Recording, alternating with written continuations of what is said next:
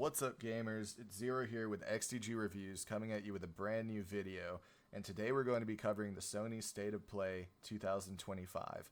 This event's getting a lot of heat online. A lot of people are saying that it was very underwhelming and that the announcements were weird or otherwise just didn't really fit in with the overall epicness of past State of Plays. However, I'm going to be presenting my top 10 favorite reveals from this year's Sony State of Play. There's some pretty good stuff, so let's lock in and get into it. To start our list off strong, we're going to be placing 007 First Light at number 1. 007 is the newest in a long series of James Bond video games that honestly, there's been some good ones and there's been some really bad ones. This one's actually being developed by IO Interactive, which is the team behind the Hitman series, so we already know that the stealth gameplay is going to look really good. After watching the trailer, as you guys can see on screen now, it looks like they really nailed a lot of the movie elements, but it's going to be very interesting to see whether or not IO can actually blend the suave, super spy levels of charisma that James Bond has, when previously Agent 47 was kind of quiet, didn't really talk a lot, was more of a ghost than a spy really, and overall it's just something that we're going to have to see. The trailer looks really crisp, and also the celebrity ensemble cast is putting in a lot of work. You see a lot of those movie type elements in the trailer already. You see motorcycle chases and knife fights, and James Bond is flirting with, all these crazy hot chicks, and overall, it's just a really good trailer. I'll be super hyped if IO can actually cinch the landing on this one, since it seems to be their most ambitious project to date. But with that, we have some really good indicators that this is going to be a big hit, so we're placing it at number 1. Coming in at a very close number 2, we have Metal Gear Solid Snake Eater, which is the long-awaited remake of Metal Gear Solid 3 that Konami's been cooking up for just so many years at this point. I feel like we've been waiting for this forever, but we finally have something to sink our teeth into with this latest trailer. The game is being remade completely from the ground up in Unreal Engine 5, and a lot of times when you see remakes like this, the game just loses that artistic direction that it originally had. The colors just aren't right. But luckily for Metal Gear Solid Snake Eater, it actually seems that they are staying really faithful to the original art style. The outfits are goofier, the jungle is greener, and overall it just looks like it's going to be a big, goofy mess. Compared to something like Hitman or James Bond, like we were talking about with number 1, this is a little bit on the goofier side. You see, Snake with a crocodile helmet, and we had to meme on that a little bit. But other than that, I think this is going to be a big treat for people who have been long-term fans of the series, and a great entry point for people who have maybe never played an OG Metal Gear game before, and really just gotten to experience the drama and wackiness that all of that would entail. Overall, we're super excited for the release, and it looks like it's going to be shipping on all major platforms August 28th of 2025, which is just right around the corner, so we can't wait. Moving on to number 3, we have Ghost of Yotei, the long-awaited sequel to the PS4 classic Ghost of Tsushima. This gameplay trailer didn't really include a whole lot of gameplay. It was actually more of a cinematic, but luckily we are going to be getting to see a little bit more footage in July, is what the developers have had to say about it. Honestly, even without seeing any gameplay, the cinematic trailer really did put a chill down my spine, because Sucker Punch really did not pull their punches with the first game, and everything we've seen from the stylistic elements to just everything in general just tells me that we're going to get something really good. So keep your eyes peeled in July for more gameplay from Sucker Punch, and overall, we're just really excited to see what they have to show us. Finding its spot on our list at number 4, Silent Hill F looks like it's making some major changes to the formula of the Silent Hill games. Mainly, it looks like we're going to Japan for what's probably not the first time in the series, but for at least me at the age of 27 years old, the first time that I can remember we've gone to Japan in Silent Hill. The developers are really coming off of a high note with the recently acclaimed Silent Hill 2 remaster. But we're kind of nervous because this is going to be the first original Silent Hill story in quite some time. I believe it's been pretty much since the Xbox 360, since we've had one. What we've seen so far looked really good. Honestly, it looks like a single player version of DBD, and if you know me and my playing habits, you know that that's definitely not a criticism there. I love Dead by Daylight. I was thoroughly shocked and scared as I was watching this trailer.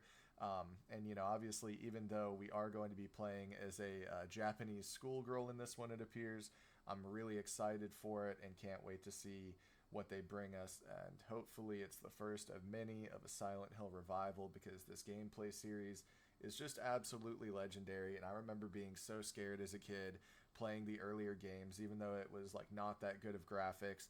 And, you know, please, like, for the love of God, don't bring back Pyramid Head. I feel like we've seen enough of him. He's too cliche. Let's just have all new stuff. And, I mean, he did make an appearance so far. If you're a Pyramid Head fan, I'm sorry, but I've just seen him in way too much stuff. He doesn't really scare me like that anymore. Getting officially into the halfway point of our list, we have a game that I really didn't know that much about other than hearing the constant delays. But on number 5, we have Pragmata, which appears to be some kind of a funky, weird third-person space astronaut. There's like a little girl that has like these crazy holographic powers. And overall, it just is shaping up to kind of be an interesting, wacky, like more like Japanese developer style title than a lot of other stuff that maybe we'll see at Summer Games Fest or the Xbox Game Showcase. What we've seen so far looks really good. And honestly, from the research that I did after watching the trailer, it looks like we were getting close to a point that we may not have even gotten this game. It had been delayed twice, and really everyone was speculating that maybe it had been canceled. But coming back from the grave, we have this crazy cinematic / gameplay trailer where we're seeing this third-person action combined with these crazy good CGI. You know, obviously everything in Unreal 5 nowadays. But with that being said, we're eager to see more, and hopefully Capcom can bring the heat. This game does not have a good release date yet. I believe they said 2026. But yeah, hopefully we'll get to see some more and make a good informed purchasing decision before it comes out. Coming in on our list at number 6, we have Nioh 3, the third entry in what really started off as kind of almost like a Souls-like ripoff series, but obviously very beloved by the fans who did like the first Nioh. They came back with a crazy second game that was much more critically and commercially successful. Looks like they have come back with a budget that's bigger than ever for Nioh 3. There's samurai demons, there's ninja gameplay. Everything is just darker, faster, and more supernatural than it's ever been before. I feel like this game is definitely going to kind of whoop my ass as I go to play it. You know, it's definitely on the more difficult side, but luckily we're not too far away. They are targeting a 2026 release, so it's not right around the corner, but you know, it is around the block, I guess you could say. And the other cool thing is that there's a demo out today at the time of recording. So as soon as we get done editing this video, you know I'm going to be on there getting my butt kicked on my PlayStation 5, checking it out, and hopefully we'll have a little bit more of a review style video for you guys here in the near future. Boogieing on to number 7 on our list, we actually have a game that I never even knew was a possibility, which is a Japanese style fighting game set in the Marvel universe. We were shown Marvel Tokon Fighting Souls, an upcoming fighting game that's being developed by the same folks who brought us Guilty Gear and BlazBlue. Something that really overall was just super unexpected. You're watching the video and you're just like, what is this? Is this Marvel vs. Capcom? Oh no, it's just Marvel Tokon Fighting Souls, no Capcom. But even the developers seem to be a bit surprised at this development that they were given the opportunity to make the game. There's a little documentary that they have attached to it. I highly recommend going and watching the full footage. And if you're like me and you're not much of a fighting game fan, hopefully the developers have taken it easy on us and they've included plenty of stuff for the more casual audience as well, because I know that people get really serious about their fighting games, and I'm honestly already getting scared of all of the Guilty Gear and BlazBlue players coming over and just being in that multiplayer. Regardless, this is coming out for PC and PlayStation 5, so if you don't have a PlayStation, don't worry, you'll still get to play and enjoy all the fun of the game. Moving on to number 8, we have Digimon Story Time Stranger, the latest in a series of games that I honestly didn't even know existed before this state of play. Digimon apparently has been cranking out games the whole time, But my interest in the entire Pocket Monster universe after childhood really only started with Palworld coming out last year.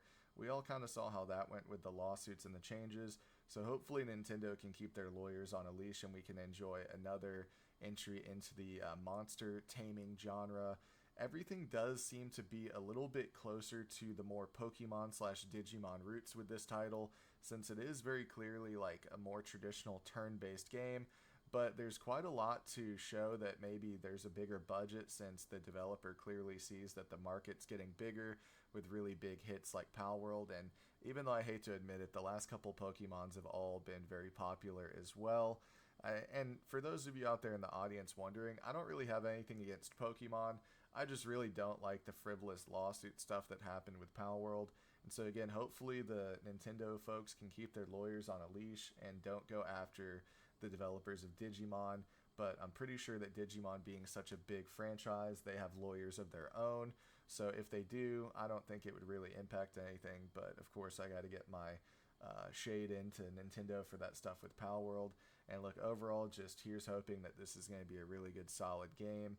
It looks like it has some time travel elements of it as well. It's right there in the name. And overall, just can't wait to try this out. And we may even have a review on the channel for it when it comes out. Moving on to number 9, I want to apologize in advance for all of my Final Fantasy fans out there. I know you guys are crazy, but I'm probably going to mispronounce this. I've really been trying, but Final Fantasy Tactics, the Ivalice Chronicles, is a full-on remaster of the original Final Fantasy Tactics. I think that this is going to be a really good thing for series veterans who remember playing the OG Final Fantasy Tactics, because there was a lot of translation errors apparently from what I've been reading online with all of the other versions of the game that are currently out from way back when. But anyway, they're going to be having updated visuals, a modernized UI, full voice acting, and new cutscenes that tie up loose story beats from the 1997 original Final Fantasy Tactics. But the best part is that they're actually not touching any of the gameplay. So all of those classic JRPG fans that really enjoy the turn-based gameplay, they don't have to go to Reddit and complain and complain and complain. It's all staying the same. And in fact, Square is continuing to kind of prove that they're setting the gold standard for these kinds of old JRPG remakes, because if you are familiar with the Dragon Quest series, they're actually doing quite a few remasters slash remakes of the same exact variety with that. Well, anyway, whether you're new to the series or if you've been playing since 1997, before I was born, I think that you'll really enjoy this. It looks like Square is really treating the entire gaming community to something good here. And overall, it's shaping up to be a really good old turn-based JRPG. To round off our list today, we have the Mortal Kombat Kollection, another old fighting game being brought back to the pinnacle of modern-day gaming. They are keeping the old-school graphics, but this game looks like it is actually bundling together the first 5 Mortal Kombats, which is Mortal Kombats 1 through 4, plus Ultimate Mortal Kombat 3, all in one neat bundle with multiplayer. Looks like it's going to be releasing sometime in 2025, but the developers have not given a concrete release date yet. And like I said, it will have multiplayer, so hopefully there is some kind of skill-based matchmaking to prevent me from just being completely trounced by people who have been playing this game since like the early 1900s, since I know that there are some old joystick guys out there. It'll synergize also really well with, not included in this video, but maybe an upcoming video we'll talk about it, but the PlayStation Fight Stick, which is like an old school joystick, is coming out. So I'm kind of afraid of people getting on the joystick and I'm stuck there like on my old DualShock 4s trying to compete against them. But either way, Mortal Kombat Kollection coming out. I'm pretty excited. It'll help me reconnect with my grandpa, and overall shaping up to be a really good game. That's it for our list today, folks. Hopefully we were able to keep you entertained with some of the best parts about Sony's State of Play, even though it was kind of considered to be online a letdown. We did get the best parts, and we also have an upcoming video where we're going to showcase some of the more wacky things that maybe turned it into a little bit more of a letdown, because there really was some just like weird and crazy, like, I don't even know. You'll see it in the upcoming week or so when we release that video. But yeah, these were the top 10 best announcements or best releases of Sony State of Play 2025. Thank you guys so much for tuning in for this video. It does mean the world to us. and keep keep posted for future videos. Subscribe, hit the bell, do all of those great things, because we do plan to keep this channel really active and keep you updated, especially with all of the other shows like the Summer Game Show and the Xbox Game Showcase happening in just the next couple of days. For everything gaming journalism related, we've got you covered. Thanks again. This is Zero signing out. Have a good one.